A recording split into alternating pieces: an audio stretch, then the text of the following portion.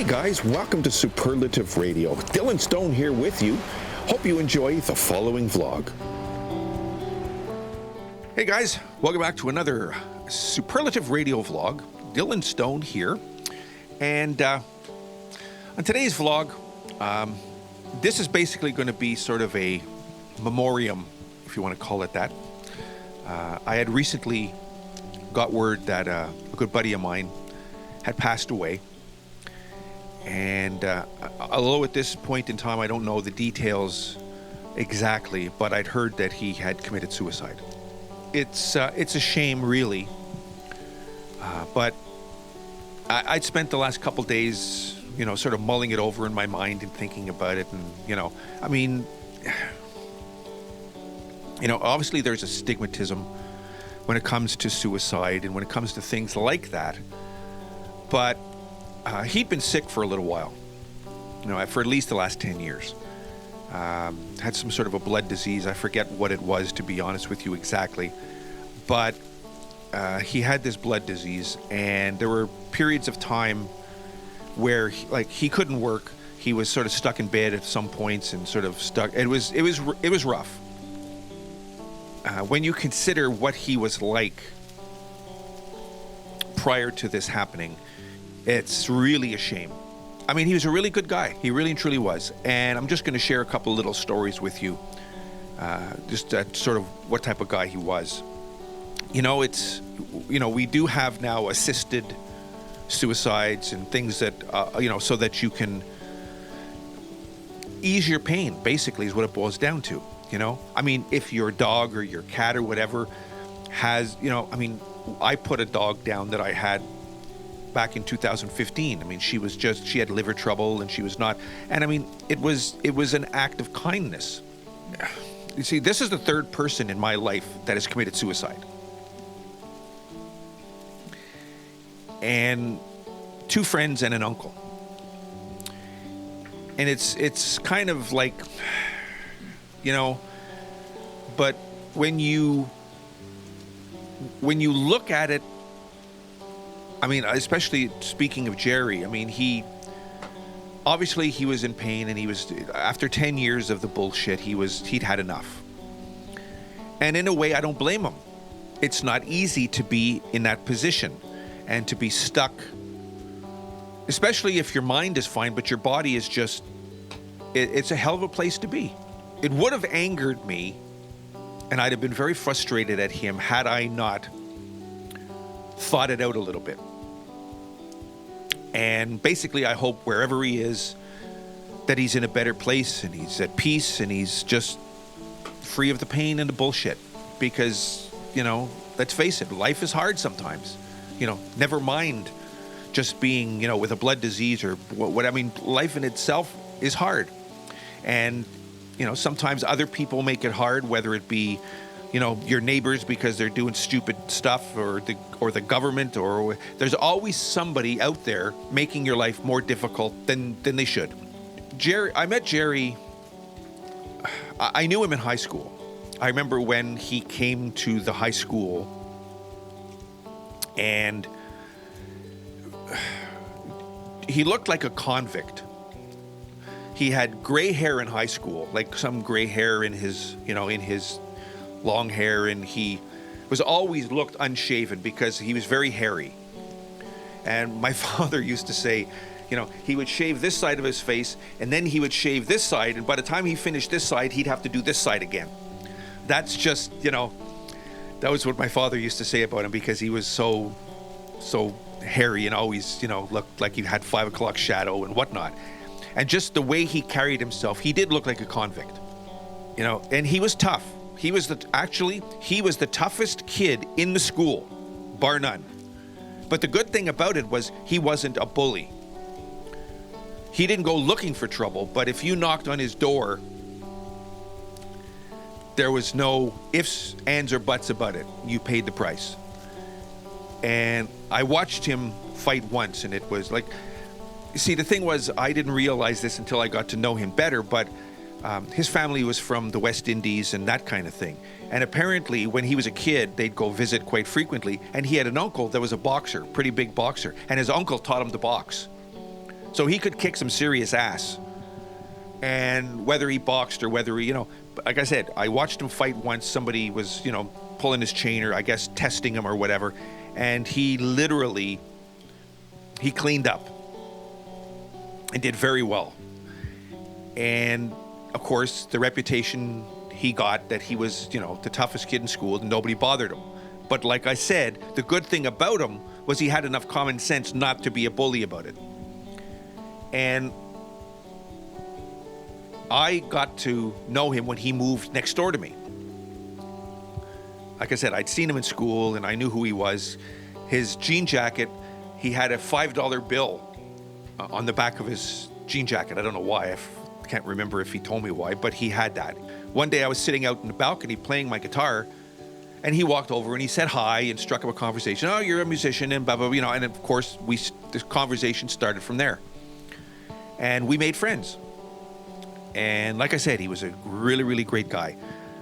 So oh yeah, I know who you are from school and blah, blah, blah. And he says, didn't I see, and he named the guys, like picking on you the other day or bothering you or whatever. And because I mean, at that particular point in time, like I've said in many vlogs before, I mean, I had my cowboy boots and, I had my guitar over my shoulder and, dressed on black like Johnny Cash and the whole thing. And of course, at that particular point in time, all the kids are listening to Kiss and they're listening to, Alice Cooper and they're listening to, and here I am with the guitar over my shoulder listening to Johnny Cash and doing that. So, I mean, I stuck out like a sore thumb. As everybody knows, when you're a kid, if you stick out, the bullies are going to be all over you. And they were all over me constantly. And it was difficult being the butt of people's jokes and always being, made fun of and being bullied, basically. You talk about, bullying in school and whatever. Well, I was a victim of bullying in school.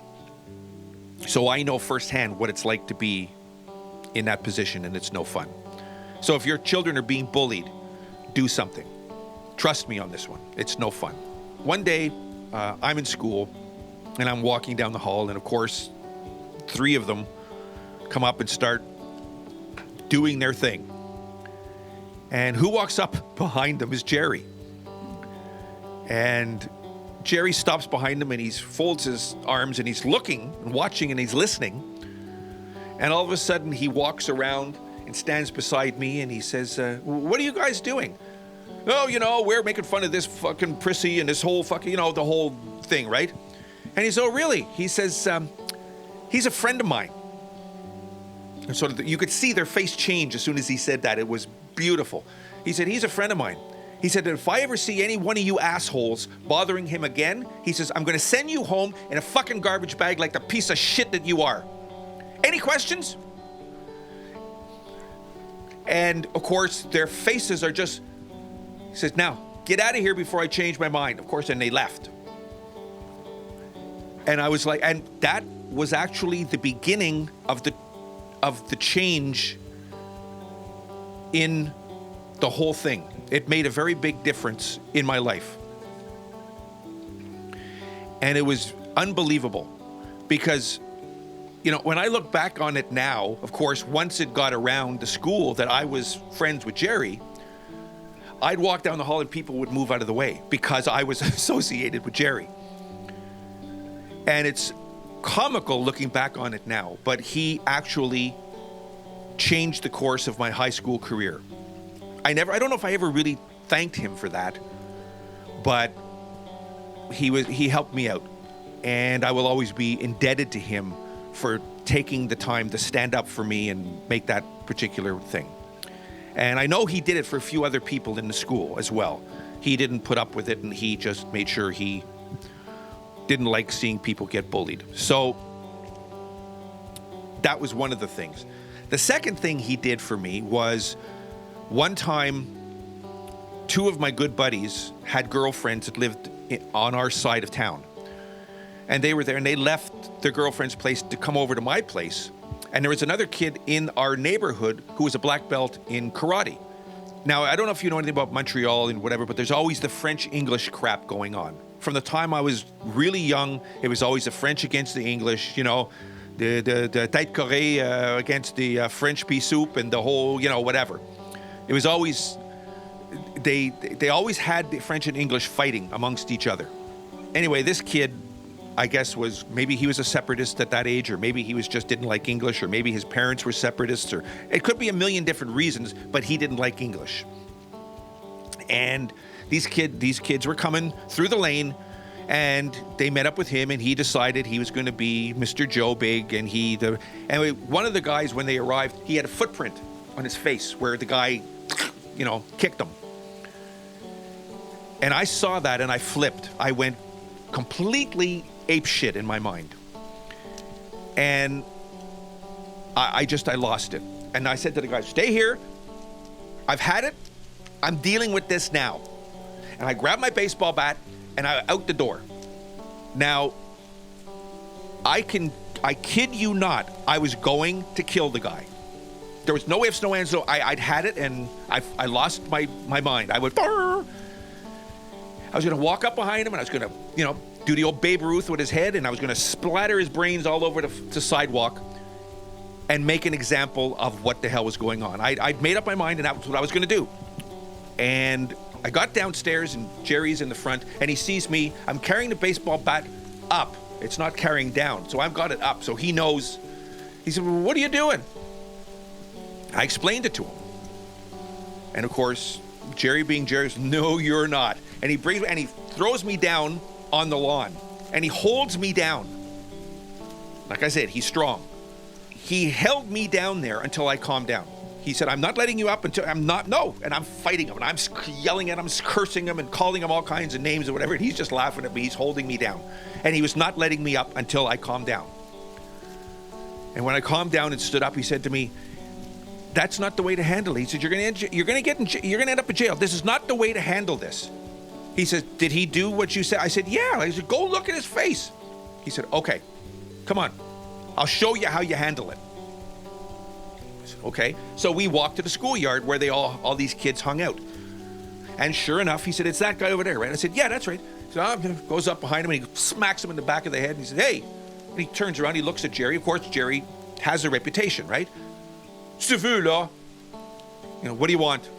And of course, Jerry being Jerry explains to him that these guys that, coming through the laneway, and hey, well, they came through my laneway, and Jerry says, well, guess what, asshole? He says, now it's my laneway, and you stay the fuck out of it.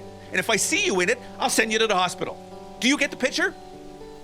And the guy's like, hey, he says, good. He says, ever, if I see you picking on anybody, he says, I'll send you to the hospital. Straight, no ifs, gone. He said, you understand me? Good, get out of here. So of course, he leaves. Jerry says, that's the way you handle it. He says, I wasn't going to kill him, but he thinks I would. That's the difference. If he thinks I'm going to kill him, he'll stop. He says, I wouldn't kill him. He said, I might bring him close, but he said, I wouldn't kill him. But he said, he thinks I would. And that's all it takes. And I said, but you got the reputation. They're scared of you. He said, well, that's true too. But he says, I've got it and I can use it. So he said, now it's been handled. You don't have to worry about it. He won't bother them again. I said, okay. I said, fair enough. So anyway, again, he did it and he handled it. He saved me from going to jail because I was going to get myself in trouble. So this is the kind of guy that he was. He had a lot of heart, and I will always miss him, and I will always appreciate what he did for me. This is my tribute. Wherever you are, Jer, thanks a lot. I appreciate everything you did, and I truly hope that you're okay. And if it's true what they say, maybe we'll be able to get the chance to sit down and have a beer again somewhere, because I miss it. Take care. Rest in peace, my friend. That's my vlog for today. You guys take care. We'll talk to you soon. Hey guys, thanks for watching Superlative Radio. Come back anytime. And when you do, please make sure you subscribe. Make sure you leave a comment. We really want to know what you think. We'll see you soon. Take care of yourselves. Take care of each other, because that's the way it's supposed to be.